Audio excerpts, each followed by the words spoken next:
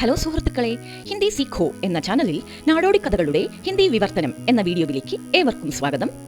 കഴിഞ്ഞ നാടോടി കഥകളുടെ ഹിന്ദി വിവർത്തനം എന്ന വീഡിയോയിൽ നാം ഒരു ചെറിയ സുന്ദരമായ കഥയെ കണ്ടു. അപ്പോൾ ഇന്നത്തെ ഈ വീഡിയോയിൽ വഞ്ചിക്കുന്ന സുഹൃത്തിനെ ഒരിക്കലും വിശ്വസിക്കാൻ പാടില്ല എന്ന നീതിപാഠം നമുക്ക് മനസ്സിലാക്കി തരുന്ന മറ്റൊരു ചെറിയ സുന്ദരമായ കഥയെ ഒന്ന് കേട്ടാലോ? അപ്പോൾ സമയം കളയാതെ കഥ കേൾക്കാൻ നിങ്ങൾ റെഡിയല്ലേ? ഒരു ഗ്രാമത്തിൽ രണ്ടു സുഹൃത്തുക്കൾ താമസിച്ചിരുന്നു. ഒരാളുടെ പേർ രാമു എന്നും മറ്റൊരാളുടെ പേർ ഗോപാൽ എന്നുമായിരുന്നു.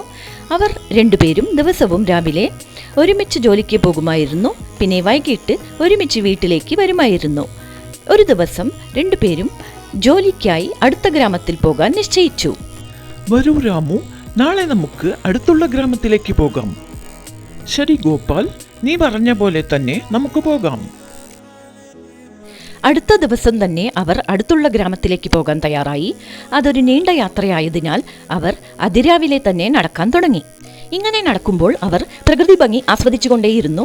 അതുപോലെ അതോടൊപ്പം തന്നെ വഴിനീളെ പല വിഷയങ്ങളെപ്പറ്റി സംസാരിച്ചുകൊണ്ടേയിരുന്നു. ഇങ്ങനെ നടക്കുമ്പോൾ അവർക്ക് ഒരു കാട്ടുപാതയിലൂടെ സഞ്ചരിക്കേണ്ടതായി വന്നു. അവർ കാട്ടുപാതയിലൂടെ നടക്കാൻ തുടങ്ങി.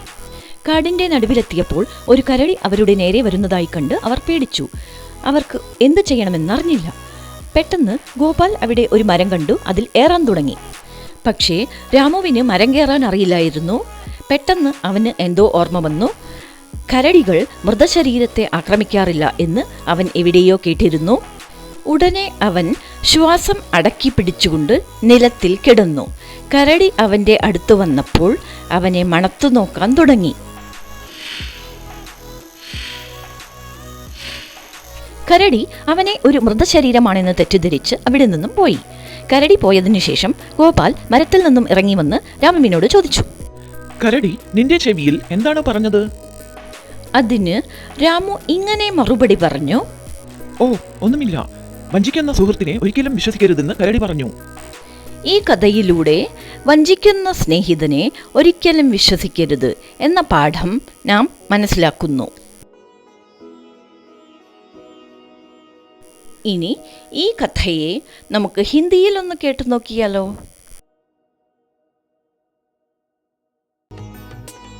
किसी गांव में दो दोस्त रहते थे. एक का नाम रामू था और दूसरे का नाम गोपाल था. वे दोनों सुबह काम के लिए एक साथ जाते थे और शाम को एक साथ वापस आते थे. एक दिन उन्होंने पास के गांव में कुछ काम के लिए जाने का निश्चय किया. चलो रामू, कल हम पास के गांव चलेंगे. ठीक है गोपाल, जैसा तुमने कहा हम चलेंगे. अगले ही दिन उन्होंने अपनी यात्रा शुरू कर दी. यात्रा बहुत लंबी थी, इसलिए उन्होंने सुबह सुबह ही पैदल चलना शुरू कर दिया. वे रास्ते भर दृश्य देखते हुए आनंद ले रहे थे और साथ ही रास्ते भर अलग अलग विषयों पर वे खूब बातें भी करते रहे.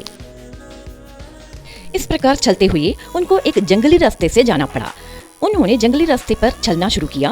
जब वे रास्ते के बीच पहुंचे तब उन्होंने देखा कि एक भालू उनकी ओर आ रहा है. वे बहुत डर गए. उनको समझ में नहीं आया कि अब वे क्या करें. अचानक गोपाल ने एक पेड़ को देखा और पेड़ पर चढ़ना शुरू किया, लेकिन रामू को पेड़ पर चढ़ना नहीं आता था. अचानक रामू को कुछ याद आया. उन्होंने सुना था कि भालू मुर्दे आदमी पर हमला नहीं करता. तब वह तुरंत अपनी सांस रोककर जमीन पर लेट गया और जब भालू उसके पास आया तब वह उसे सूंघने लगा. वह उसे मुर्दा समझकर धीरे धीरे चला गया. जब भालू चला गया तब गोपाल पेड़ से उतर आया और उससे पूछा, भालू ने तुम्हारे कान में क्या कहा? रामू ने जवाब दिया, कुछ नहीं. भालू ने सिर्फ इतना कहा कि धोखेबाज मित्र पर कभी विश्वास नहीं करना चाहिए. इस कहानी की यही सीख है कि हमें कभी झूठे मित्रों पर भरोसा नहीं करना चाहिए.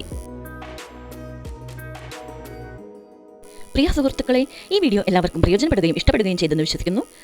ഈ വീഡിയോയിൽ നമ്മൾ ഒരു ചെറിയ സുന്ദരമായ കഥയെ കാണുകയും കേൾക്കുകയും ചെയ്തു. അതുമാത്രമല്ല, വഞ്ചിക്കുന്ന സുഹൃത്തിനെ നാം ഒരിക്കലും വിശ്വസിക്കാൻ പാടില്ല എന്ന പാഠവും ഈ കഥ നമ്മുടെ ഓർമ്മയിൽ കൊണ്ടുവന്നു. ഒരു ക്രിയേറ്ററുടെ ശക്തി അഥവാ നട്ടെല്ലെന്ന് പറയുന്നത് പ്രേക്ഷകരായ നിങ്ങളൊക്കെ തന്നെയാണ് എന്നതിൽ യാതൊരു സംശയവുമില്ല. അതുകൊണ്ട് തന്നെ ഈ ചാനലിന് സബ്സ്ക്രൈബ് ചെയ്യുക, ഇതിന്റെ യാത്രയിൽ ഇതിനെ സപ്പോർട്ട് ചെയ്യുക. ഇതിൽ വരുന്ന വീഡിയോസ് എല്ലാം കാണുകയും ലൈക്കും ഷെയറും ചെയ്യുകയും വേണം കേട്ടോ.